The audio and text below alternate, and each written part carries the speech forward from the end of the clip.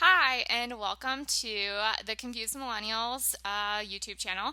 And I'm Rachel, so I'll be your host. And today I have Mimi Zheng. So, welcome, Mimi. Hey Rachel, I'm excited to be on here. Me too. I'm excited to have you. So, Mimi is a career coach, and I'm going to kind of let her talk to you guys about what it is she does and how she currently is making a living. Yeah, so right now I am doing career coaching for millennials as a confused millennial myself, or formerly more so confused. And over the years, like friends have always asked me, like, oh, what do I do with my career? And since the age of 16, I've been hustling and just been working in lots of different types of industries. And now I'm 25, and I decided to take the leap to help other 20 somethings. That's amazing. Yeah, so Mimi and I have talked a little bit before today, and between the ages of what, 16 and 25, so in under a decade, you've had what, six different career slash job changes? I mean, I guess you could classify me. Like some of them are internships Mm-hmm. or experiences in different organizations that I've been part of. And so to give you guys a bit about my background, I've done stuff anywhere from like freelance photography to like photojournalism, school newspaper type of stuff to stuff with student government and doing marketing and PR for an amusement park That's awesome. and connected entrepreneurs with angel investors. And then the last several years, I've been working in the Silicon Valley tech startup scene. Yeah. That's amazing. And it's just been kind of crazy. And to go even deeper, honestly, the reason why I ended up going to Silicon Valley was because I thought it was like my Hollywood of tech. I thought I was going to go out there, strike it rich in like 5 years and take some time off and travel. But what I realized was that's actually not what I wanted. I think I was more seduced by the money and status thing. And so about 8 to 9 months ago, I sat down and reflected. I was like, okay, like how do I view success in life? Because honestly, it's different for everyone. And for me, one of the things was spending my time doing something more meaningful. And since people have always come to me about like careers, and that's been a common theme, and I've always been curious about like what to do for my career, like what's the next move, Mm-hmm. it just seemed very natural transition. And then another thing is traveling. I was like, why don't I build a location independent business while still Mm-hmm. helping people and making money? So that's where I'm at now. Yeah, it's been quite a transition. So, Yeah. where are you actually physically today? Okay, well, right now you can see it's nighttime here. I'm in Taiwan. That's so cool. In It's Asia. awesome. So what I really love that you kind of just touched on is you got into pretty much this dream role, being out in your Hollywood of sorts in Silicon Valley, which is obviously we hear about it. We've heard about it for years as millennials. I feel like ever since LimeWire and Napster, we've heard about how Yeah. sexy it's gonna be out there. And so you actually got there and made it at a really young age, only to realize it wasn't really for you. And so I love that way that you kind of redefine success for yourself. I think that's one of the most important things if you are a multi-passionate millennial trying to figure out what is your next move just in life is really looking Hmm. at how you define success, because I know growing up I really took so many cues from parents, from teachers, from friends about what success Hmm. should be rather than what I actually Yeah. believed it to be. Yeah. I can definitely relate to that on so many levels. For me, like it's also like I'm a first generation Chinese immigrant Mm-hmm. from China, and my family and actually a lot of my extended family members, there's probably like about what 50 of us that came over to America in the last 20 to 30 Wow. years. And so I've seen, so many of my family members where it's like whether it's like uncles, aunts, like my parents, like they start off like working at restaurants or maybe owning a restaurant, a Chinese restaurant Mm-hmm. usually. No. And then and then there's that language barrier and that Mm-hmm. and that cultural barrier, and there's that hope of the American dream, Mm-hmm. and they definitely sacrifice a lot, and they put in these like 12-hour days so that their children Mm-hmm. can become successful. But with that being said, there's certain expectations in Chinese culture. They would prefer that their children become engineer, lawyers, or something of that sort, something that's stable, something that's like not physical labor on your feet all day. And that kind of goes back to maybe just how like the general population, I'm not sure if that's the right word to say, but maybe how society views success. Like there's certain expectations like, oh, well, you get like a good job, you buy a car, maybe you get married, maybe you buy the house, but it's not for everyone. So at some point, like if you keep following what other people tell you, like whether maybe it's your parents or society or friends, you'll end up miserable. One day you'll be like, what am I doing all this for? And I definitely got to that point. I was like, hey, like why am I waiting, around working at a startup or working at different startups? Maybe wait 5 years. Am I going to be able to make $1 million or $100,000 in stock options or something? But why don't I just like try to do what I want now? Why don't I just try to spend my time meaningfully helping other people and traveling and making money? So I'm curious because that had to have, there's kind of like this big chunk of, I might be making $100,000 or $1 million in stock option bonuses to, I want to do something meaningful and I don't know if I'm going to make money. So where did this kind of defining moment or light bulb moment happen for you? Was it the pain got so great? Like take me through that journey of moving towards this very risky path. I mean, not that working in a startup isn't risky and fear-inducing in and of itself. I think it actually goes deeper. A bit about my overall like life background is Taipei, Taiwan is like the 11th city / town I've lived in my life. I've lived in so many places, like, starting from China and then like different cities, East, Midwest to West, and then now in Asia, that it's just very natural for me to take risks and to adapt quickly. So when I decided to get into startups, like it didn't seem like that risky for me, but maybe it would be for other people. And then also in the past few years, like when I was working in startups, I was also studying the like different types of online businesses, how people make money from their laptop. I mean, coaching is one of them. Other people sell like classes or information products. Other people have subscription service businesses. And I've seen people who are successful in that. So I knew it was possible. And I'm like the type of a person that likes to think that even though the odds can be very high, like it's still very, very possible. And it just comes to a certain point, like when you're clear, at least for me, like when it was clear, like how I view success was, then I needed to go and make that happen as a reality. What kind of brought on the clarity for your definition of success? Okay. It could be that I had just turned 25. I mean, I'm 25 now, be 26 in like 2 months. So you know what they say about quarter-life crisis. Another thing.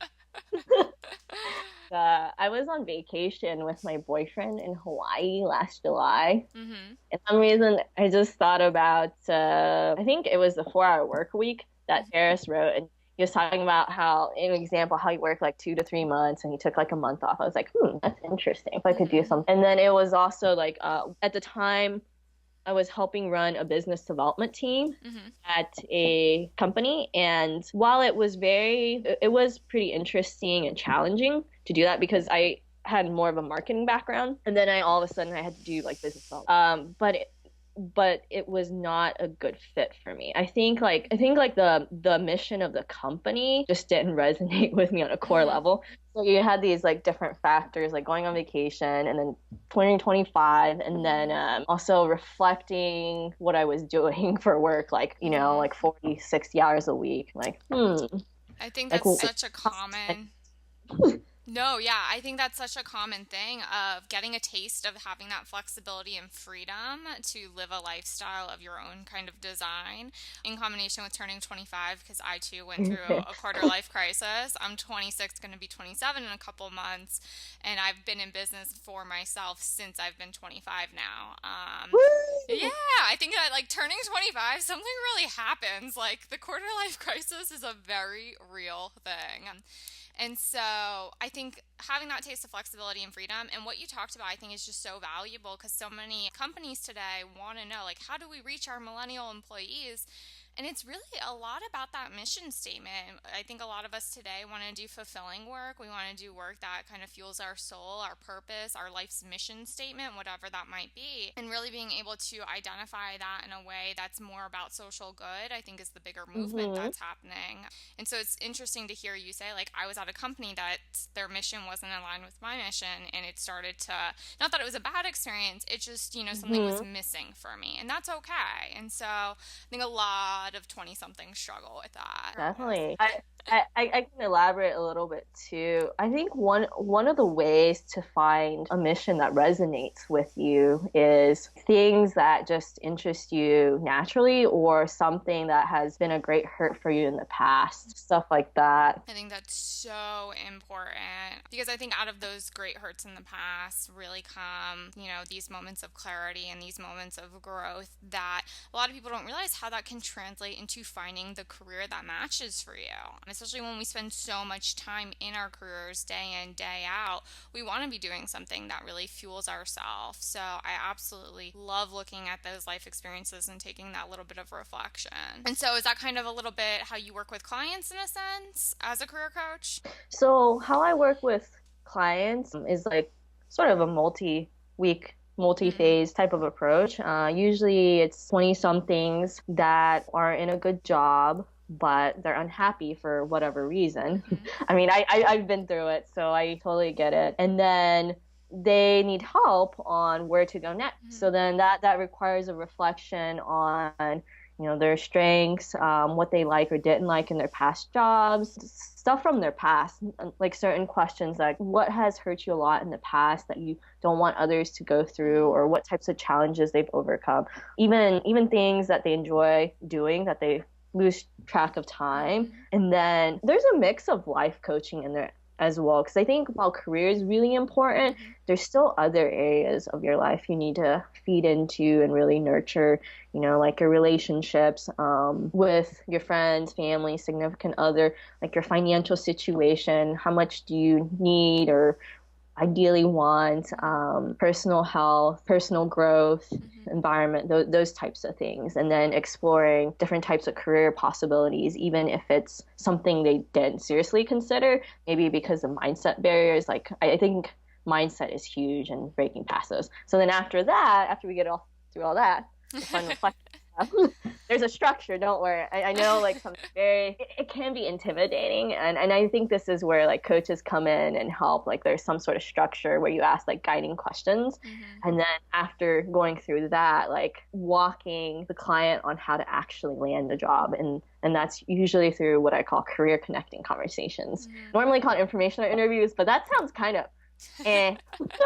I actually was just talking about informational interviews yesterday, and I Yeah. thought of you and just how you kind of phrase it in such a way that's so inviting and not Uh, intimidating or like robotic and stoic. And so I just love your approach to the informational interview, or connecting conversations as you call them. Sorry, I interrupted. Keep going oh with that no, thought. Um, actually, about the career connecting conversation, I started doing some webinars on those too. Oh, So awesome. that's been a lot of fun. One of my favorite phrases or like slides on there is the resume hole, the resume black hole of doom.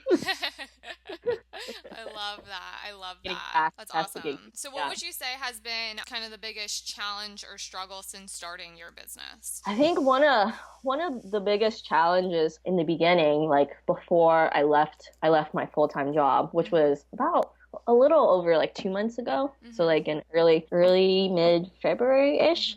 I think in late, yeah, like sometime in January, I was wondering. I was like, okay, well, if I go through this, like I've never not had a full-time job Mm-hmm. to depend on.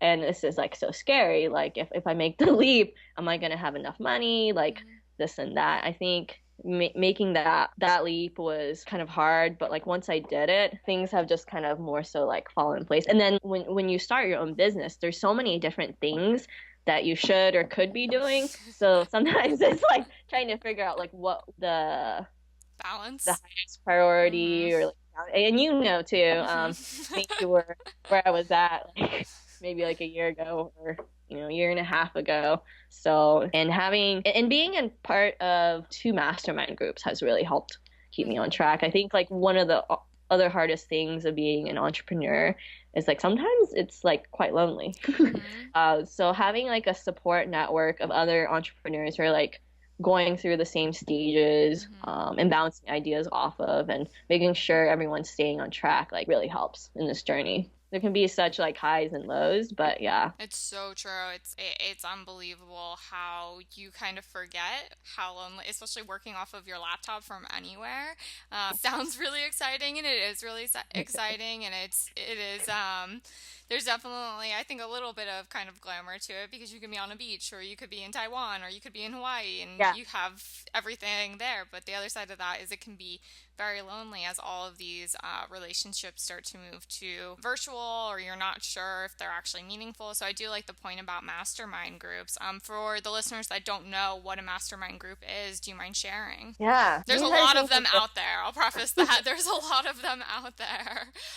So maybe even when you kind of share what it is, how you chose yeah. yours, maybe. Yeah, I can give you kind of like the background of both of them, like kind of briefly. So, mastermind group, I guess for me at least, is like a group of, let's say, maybe like 5 or 6 people, like ideally, small tight knit group that meets to go over like certain goals that you have set and to help each other like stay accountable and stay on track. And in the two mastermind groups I'm in, it's actually for starting a business. Mm-hmm. So that's like the specific focus. The first one, a mastermind group of friends, like at first it was just a phone call between me and my ex-colleague at a company that I worked for called BenPress, because he was working on a hardware project. I wasn't working on anything at that time, and that might have been like May of 2015. So we would talk every Thursday just to Mm-hmm. catch up. And I'd be like, yeah, like what are you working on? And then over time, I had friends in different cities in US, and then we're all in our 20s, and everyone was working on some sort of business. And so over time, like we added one person and then another person, and so now we are like at five people. Yeah. That's And awesome. yeah, the format is like, we like every person has like I think like five things they talk about, like what they're grateful for, and like a quote of the week, and then what didn't happen, and then clarifying like what's going on next week. So kind of like what we were able to accomplish, and if we ran into any challenges, like other people in the group will suggest how to go about fixing it, or looking at it from an alternative perspective, or connecting us to a person that can Mm-hmm. help solve that. And then the other group, it is put on by a career coach. Actually, I guess my career coach, Scott Barlow. Who's That happened. awesome. Yeah, it's awesome. Happened to your career, and that one is like a paid mastermind group, Mm-hmm. and it's a similar format, but like we have 4 people right now, like every week, and we have a private Facebook group that we keep in touch throughout the week, and we set goals about what we're gonna work on the following week, and if we achieve those or didn't, and we have like 2 people on what we call a hot seat. So Mm-hmm. like you bring your challenges of the week there. Yeah, the Mm-hmm. 2 people do. Yeah, and then we switch on and off. That's Yeah, awesome. Very cool. yeah. Yeah, and so I think that's a kind of an important distinction if you're listening, especially thinking about becoming an entrepreneur. A lot of the times when you go ahead and look online, a lot of mastermind groups are paid and run by professional coaches. But even just the fact that you and your friends kind of organically started it, I think is just such a cool concept because I get Ah, so many requests like, "Will you be my accountability buddy?" And I'm like, oh, I don't know you, and I actually get paid for doing stuff kind of that you're asking me to do. So I like the idea of using your existing network. And if you're looking for stuff outside of that, then tapping the professionals. I think that's a really important distinction and way to look at it. And you kind of get to see the benefits of both sides of how to do that. So it's very, very cool. Speaking of goals and accountability and all of that, mhm. where do you see your business over the next year? How are you setting up revenue streams? I'm just kind of giving people ideas that might be thinking about either hiring a career coach or thinking about becoming a coach themselves. Yeah. I mean, I think like when you're just starting out, one of the most important things is actually getting people to know that you actually exist. So That's kind of a biggie. I mean, that can be, done in several different ways, but, reaching out to your existing network of people, professional network of friends, and letting them know that you are now a career coach is helpful. But also, I'm working on a strategy to get published in different, like, news outlets, like Huffington Post. Which you just got picked up in. Yeah, Yay! thank you, Ariana Huffington. I have to get it published. Wait for them to publish it.